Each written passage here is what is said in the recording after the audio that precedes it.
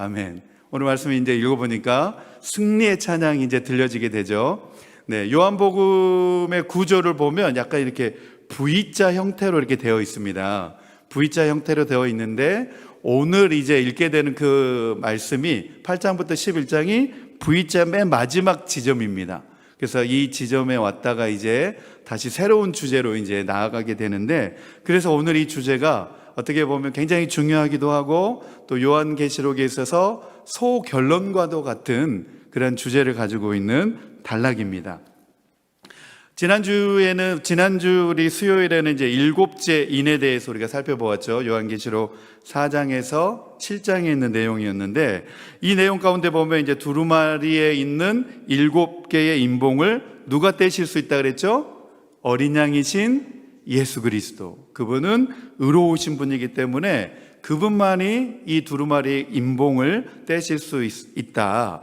그리고 이제 이 어린 양이신 그분이 두루마리의 인봉을 하나하나씩 이제 떼가면서 종말의 심판이 임하게 되는 것을 볼 수 있는데, 우리는 그것을 보면서 두렵고 무서워하는 것이 아니라 이 심판을 하시는 분이 바로 우리 주님이시다 라고 하는 사실 우리가 잊어서는 안 된다 그랬습니다. 그래서 요한계시록에서는 이 신학적인 용어로는 기독론이 상당히 나오고 있습니다. 기독론, 예수 그리스도. 이 기독론에 대한 부분이 굉장히 강조되어서 나오고 있는데, 다음 시간에 이제 제가 그 부분에 대해서 한 번 더 설명을 해드리겠습니다.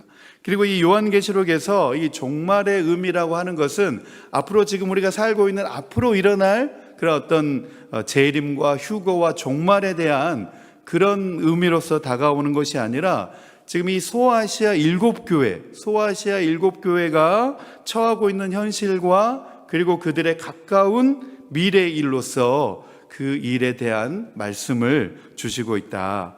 그래서 그것을 역사적으로 이제 들여다보면 바로 그 일은 그 당시에 로마 제국과 연관되어져 있다, 이렇게 우리가 생각해 볼 수 있다고 했습니다.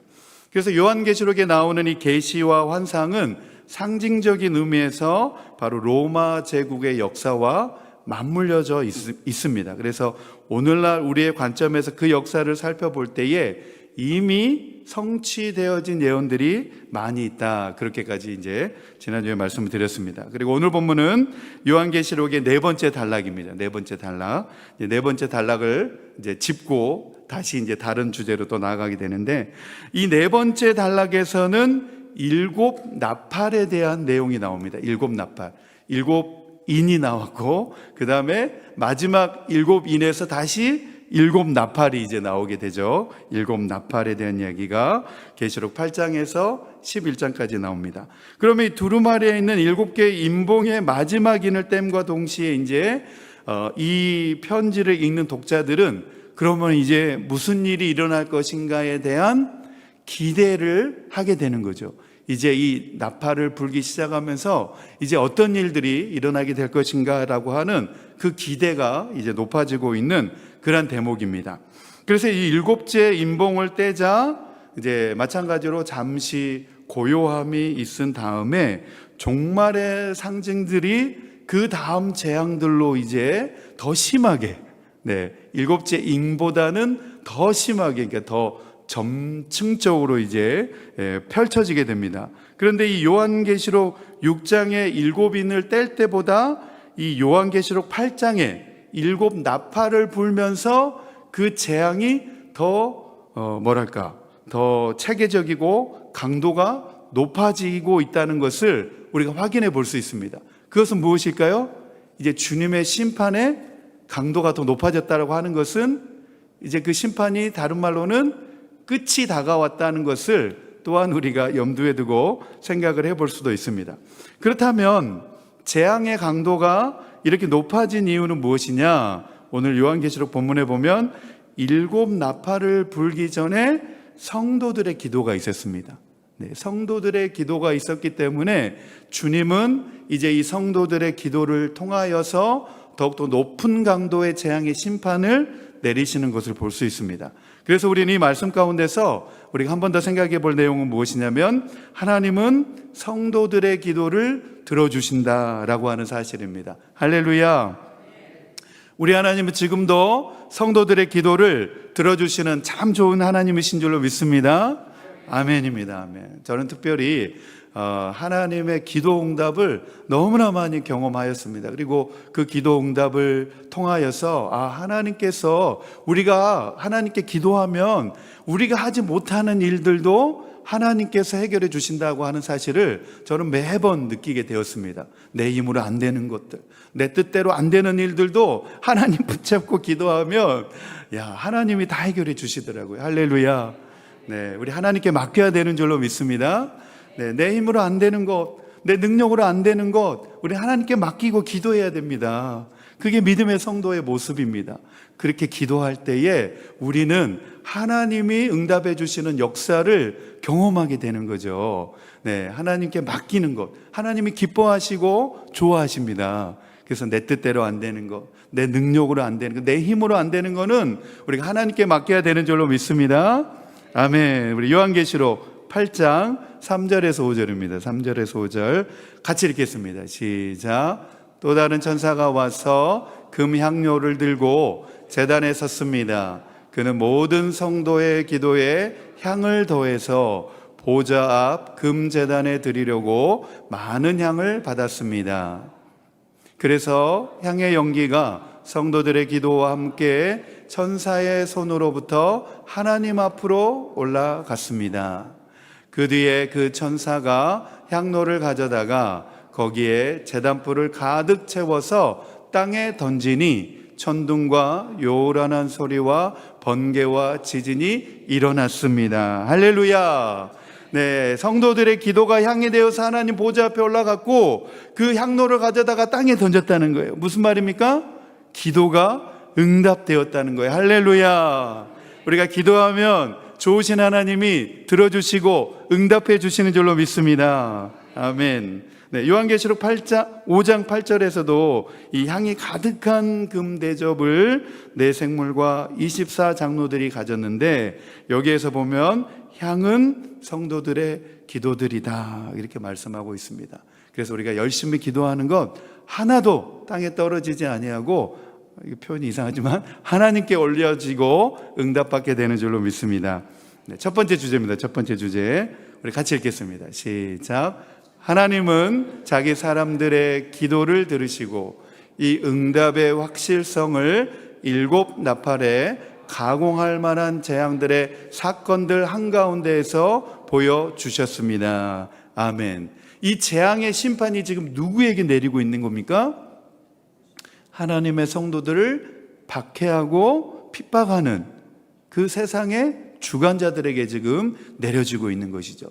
그래서 계속해서 믿는 성도들을 핍박하고 박해하자 성도들이 하나님께 기도하였고 하나님은 그 성도들의 기도를 들으시고 이제 그 재앙으로 그들을 심판하시게 되는데, 바로 그 심판이 로마 제국 가운데 일어나게 됐다는 것을 우리가 조금 이따가 역사 가운데 우리가 살펴보겠습니다.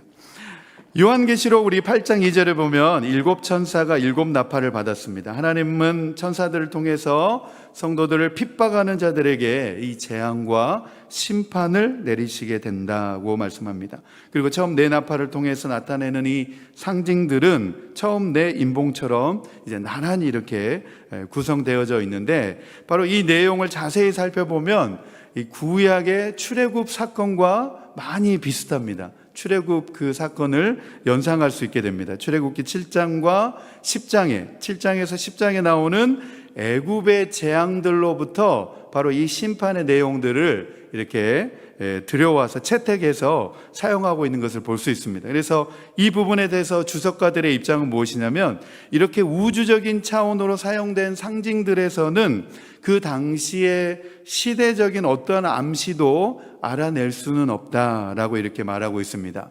그 말은 무슨 말입니까? 이 부분은 우리가 특별하게 해석해 내기는 어려운 부분이 있다, 이제 이런 말인데, 주석가들은 말을 좀 어렵게 하는 성향이 있습니다.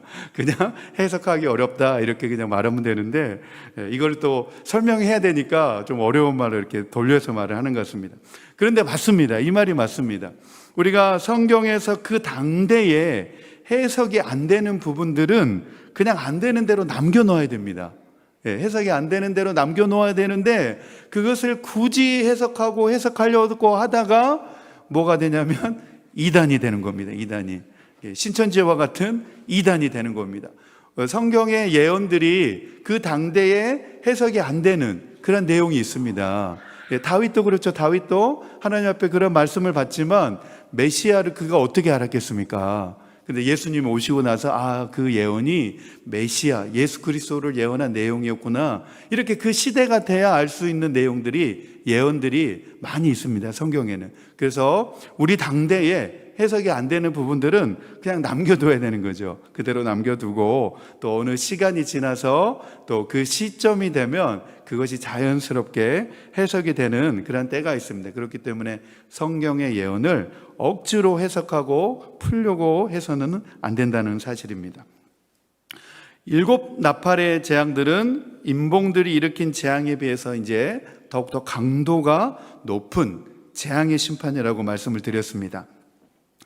인봉 재앙이 세계의 4분의 1에 미친 재앙이라고 한다면 이 나팔로 말미암는 재앙의 정도는 세계의 3분의 1에 미치는, 그러니까 더 극심한 재앙으로 이제 상승되어지죠. 하지만 이 재앙의 강도에 놀라서 우리가 절대로 잊어서는 안 될 메시지는, 이러한 가공할 만한 재앙들을 받는 대상이 바로 하나님의 성도들의 기도 응답으로 하나님의 사람들을 핍박하고 박해하는 세상 사람들에게 내리는 재앙이다 라고 하는 사실에 우리 믿음의 사람들은 위로가 있고 소망이 있다는 겁니다. 우리 요한계시록 8장 우리 13절입니다. 8장 13절 같이 읽겠습니다. 시작. 그리고 내가 보고 들으니 날아가는 독수리 한 마리가 하늘 한가운데로 날면서 큰 소리로 외쳤습니다. 화가 있도다, 화가 있다. 땅 위에 사는 사람들에게 화가 있다. 아직도 새 천사가 불어야 할 나팔 소리가 남아 있다 그랬습니다. 지금까지 네 천사가 나팔을 불어서 재앙이, 극심한 재앙이 임하였는데 그것으로 끝이 아니라는 거예요. 아직도 새 천사가 불어야 될 나팔 소리가 있으니, 아직도 이보다 더 큰 재앙이 남아 있으니 이들에게, 박해자들에게, 하나님의 사람을 박해하는 자들에게는 화가 있다는 거예요. 그래서 그 다음에 이제 내용을 보면 아주 더 구체적으로 이 재앙에 대해서 말하고 있는 내용을 볼 수 있습니다. 더욱더 상세하게 이제 묘사가 되어지고 있는데, 요한계시록 9장 우리 4절에서 6절입니다. 요한계시록 9장 4절에서 6절 같이 읽겠습니다. 시작. 이마에 하나님의 도장이 찍히지 않는 사람만을 해하라는 명령을 받았습니다. 그러나 그들에게는 사람들을 죽이지는 말고 5달 동안 괴롭게만 하라는 허락이 내려졌습니다. 그것들이 주는 고통은 마치 정갈이 사람을 쏠 때와 같은 고통이었습니다. 그 기간에는 그 사람들이 죽으려고 했어도 죽지 못하고 죽기를 원해도 죽음이 그들을 피하여 달아날 것입니다. 6절, 거기까지. 예전에 제가 어릴 때는 이 구절을 가지고 휴거론자들이 막 그렇게 말했던 걸 기억이 납니다. 지옥은 얼마나 극심한지, 지옥에 사람들이 빠지면 죽으려고 해도 죽지 않고 죽기를 원해도 죽음이 피하여 달아난단다, 막 이러면서 겁을 주는, 겁을 막 줬던 제 기억이 떠오르는데, 그런데 이 말씀을 자세히 살펴보면 우리가 당할 고난은 아니라는 거예요. 믿지 않는 불신자들과 또 믿는 성도들을 박해하는 자들에게 임하는 바로 하나님의 이란 극심한 심판과 재앙이라고 오늘 이 말씀 가운데서 말씀하고 있는 거죠. 특별히 우리가 지난주에 이제 살펴보았던 내용 가운데 이마에 하나님의 인침을 받은 사람들의 말씀이라고 우리가 살펴보았는데, 이마에 하나님의 인침을 받은 사람들이 몇 명이라고 그랬죠, 지난주에? 기억하시죠? 요한계시록 7장에 보면 14만 4천, 14만 4천 명이 하나님의 종들의 이마에 인침을 받았다 그랬습니다. 그래서 인침을 받은 숫자가 이스라엘 각 자손 지파 가운데에서 14만 4,000명이다 이렇게 말을 했습니다. 이것은 신천지 교인을 의미하는 의미가 아니라고 지난주에 이제 말씀드렸는데, 바로 이 14만 4천 명이라고 하는 이것은 실제적인 그 숫자를, 문자적인 숫자를 말하는 것이 아니라 상징적인 의미를 가지고 있는 숫자라고 말씀을 드렸습니다. 그래서 이방인들과 유대인들로 구성된 하나님의 백성들의 대표적인 사람들이다 그렇게 말씀을 드렸고, 이들은 모두 로마 제국으로부터 핍박과 환난 가운데서 하나님의 보호 아래 가운데서 안전하게 있는 사람들이다, 이렇게 우리가 그 의미를 풀어내 볼 수가 있습니다. 그래서 다시 이제 이 나팔 재앙으로 우리가 돌아와서 보면, 다섯 번째 이제 나팔 재앙에도 보면 이 애굽에 내린 여덟 번째 재앙을 이렇게 회상하도록 하게 됩니다. 이제 출애굽기에 보면 애굽에 내린 열 재앙이 나오죠. 네, 무슨 재앙이 있죠? 기억하시나요? 네, 모세를 통하여서 하나님이 10가지 재앙을 막 내리죠. 네, 한번 다 해보고 있습니다. 시작. 피, 개구리. 이거 앞글자만 따서 외우면 됩니다. 피, 개, 이파, 악도그, 매흑, 장자 죽음, 이렇게 앞글자만 그냥 따서 외우면 됩니다. 그 여덟 번째 제약이니까 황충, 메뚜기 이렇게 이제 대치가 되는 거죠. 그러고 보면 이제 우리 황충 재앙인데, 이 요한계시록 9장에 보면 기품의 권세들이 나오고 황충과 함께 이것들이 하나님의 심판의 도구로 사용되어지는 거예요. 누구를 심판하려고?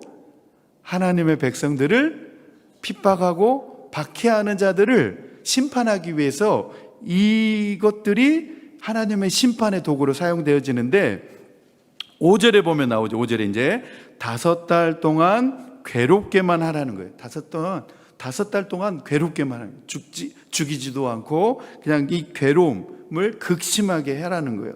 그런데 특별히 황충 재앙이 주는 고통의 기간인데, 이 5달 동안이라고 하는 것은 제가 성경에 찾아보니까 이 메뚜기의 그 생존, 정상적인 수명이 5개월이라고 하더라고요. 그래서 그거에 이제 비유를 해가지고 5개월 동안 괴롭히게 한다. 그런 이제 의미로 이제 해석이 이렇게 되고 있습니다. 그 다음으로 이어지는 여섯째 천사의 나팔 재앙은 특별히 이제 자세히 살펴보면 로마 제국의 앞날과 연관이 되어져 있습니다. 그 앞날과 역사적인 사건과 이제 깊은 연관을 암시해주고 있는 내용이 나오고 있습니다. 요한계시록 우리 9장 14절에서 15절 우리 같이 읽겠습니다. 14절에서 15절 시작. 그것은 나팔을 가진 여섯째 천사에게 큰 강 유프라테스에 매어 있는 네 천사를 풀어 놓아 주어라 하는 음성이었습니다. 그래서 그 네 천사가 풀려났습니다. 그들은 사람의 3분의 1을 죽이기 위하여 그 해, 그 달, 그 날, 그때에 맞추어 예비된 이들입니다. 그러니까 그날과 그 달과 그 날과 그때는 이제 예수님만 아시고 하나님만 아시죠. 이제 여기에 보면 큰 강 유프라테스라고 하는 이제 단어가 나옵니다. 이 유프라테스 강은 사실 우리는 좀 낯선 강 이름이기도 하지만 이 유대인들에게는 상당히 친숙한 강입니다. 이스라엘, 구약의 이스라엘과 계속 연관되어져 있는 그런 그 강이기 때문에 사실 아브라함도 갈대아 우르, 이 유프라테스 강을 통해서 이렇게 이제 가나안 땅으로 들어오게 되잖아요. 그래서 이 이스라엘 민족과는 이 유프라테스 강은 뗄래야 뗄 수 없는 아주 친숙한 강인데, 뿐만 아니라 이 구약 성경에 보면 유프라테스 강이 의미하고 상징하는 의미가 있습니다.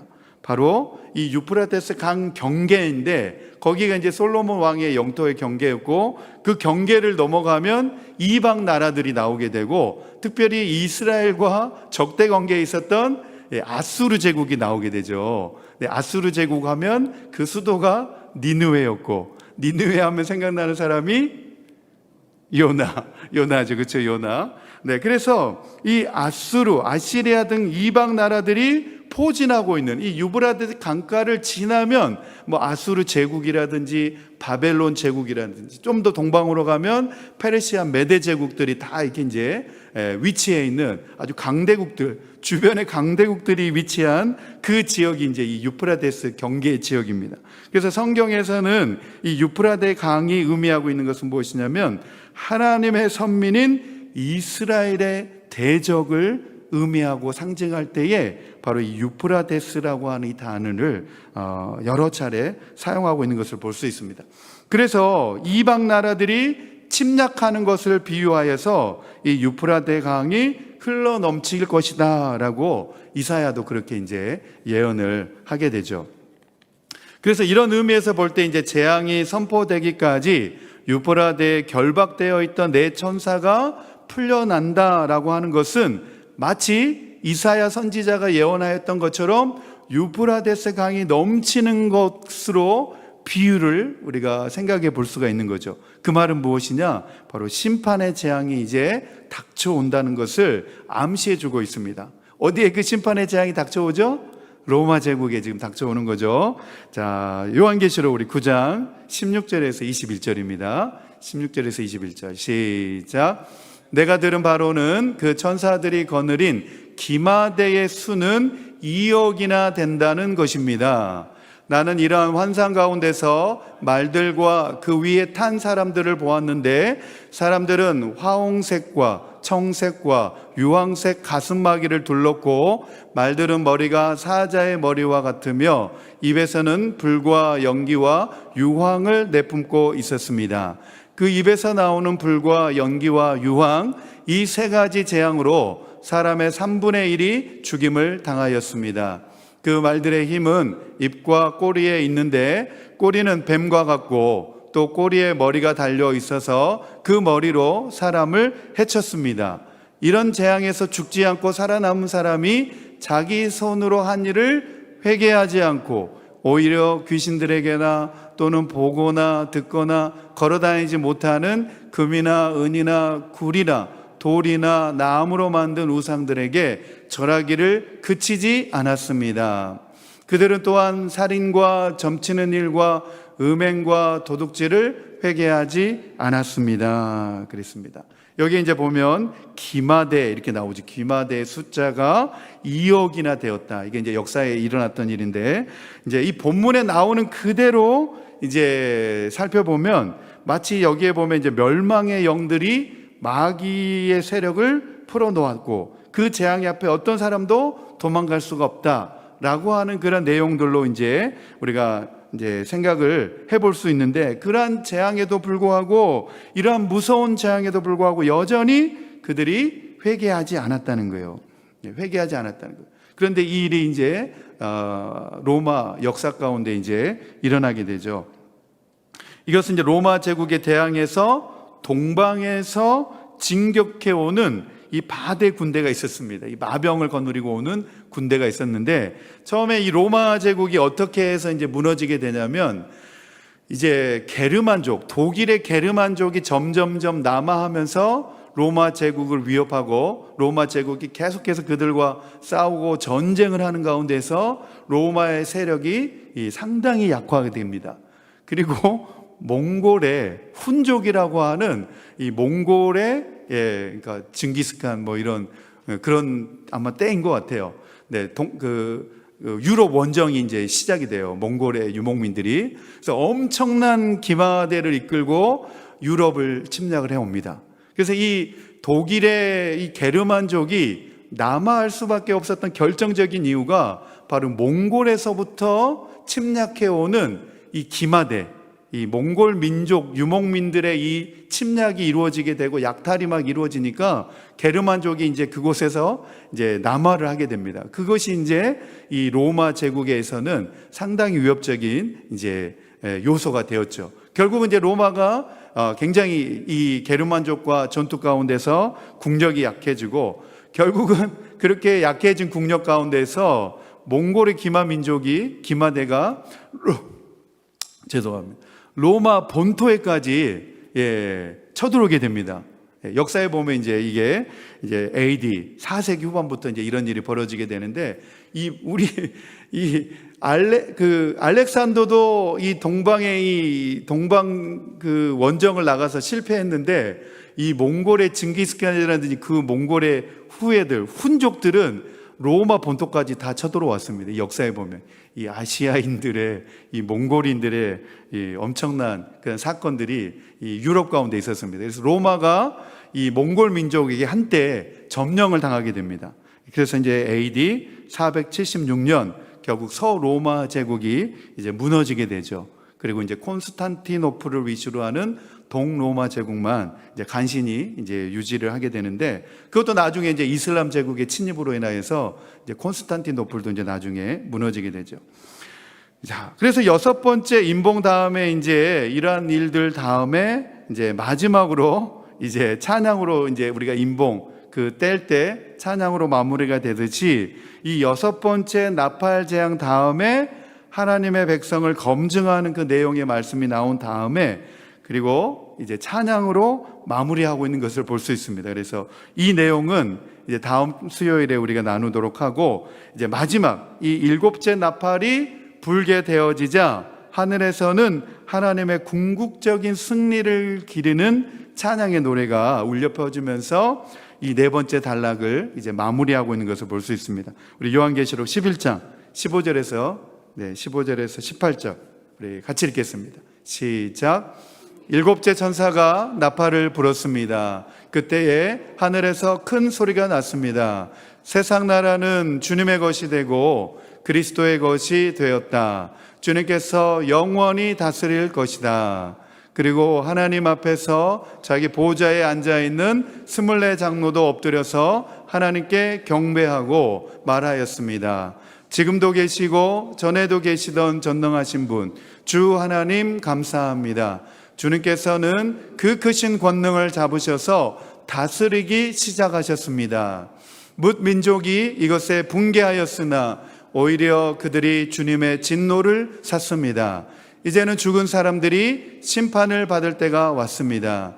주님의 종 예언자들과 성도들과 작은 사람이든 큰 사람이든 주님의 이름을 두려워하는 사람들에게 상을 주실 때가 왔습니다. 땅을 망하게 하는 자들을 멸망시킬 때가 왔습니다. 아멘. 아멘. 승리의 찬양이죠. 18절에 보면 나오죠.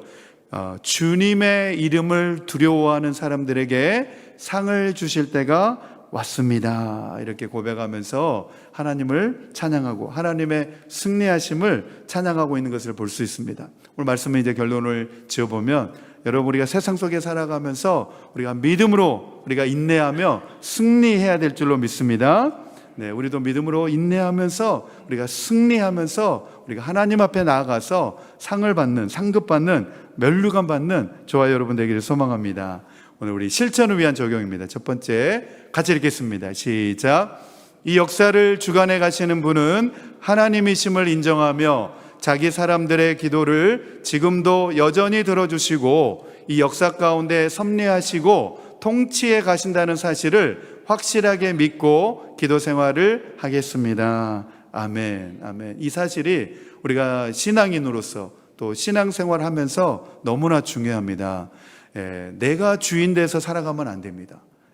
우리는 우리의 마음속의 주인은 바로 주님이 되어야 하고, 또 우리의 삶의 모든 주권을 우리 주님께 맡겨드릴 수 있는 우리 모두가 되어야 될 줄로 믿습니다. 그것이 바로 성도의 삶이라는 거예요.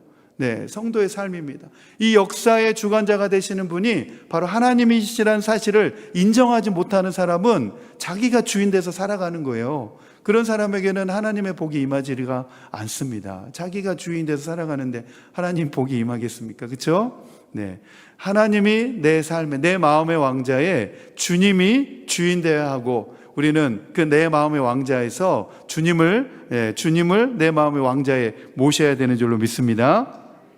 두 번째입니다. 두 번째 같이 읽겠습니다. 시작. 하나님께서는 고난받는 성도들의 아픔과 마음의 고통도 외면하지 않으셨으므로 하늘에서 궁극적인 하나님의 승리를 기리는 찬양의 노래가 울려 퍼졌듯이 이 땅에서 우리도 믿음의 승리와 감사의 고백으로 하나님께 찬양과 영광을 드리겠습니다. 아멘. 네, 우리 개인적으로도 그렇고 또 우리 교회적으로도 우리 계속해서 하나님의 일하심과 믿음의 역사를 우리 경험하면서 우리 승리의 찬양과 감사의 고백 드리는, 또 찬양 드리는 저와 여러분 되기를 소망합니다. 아멘.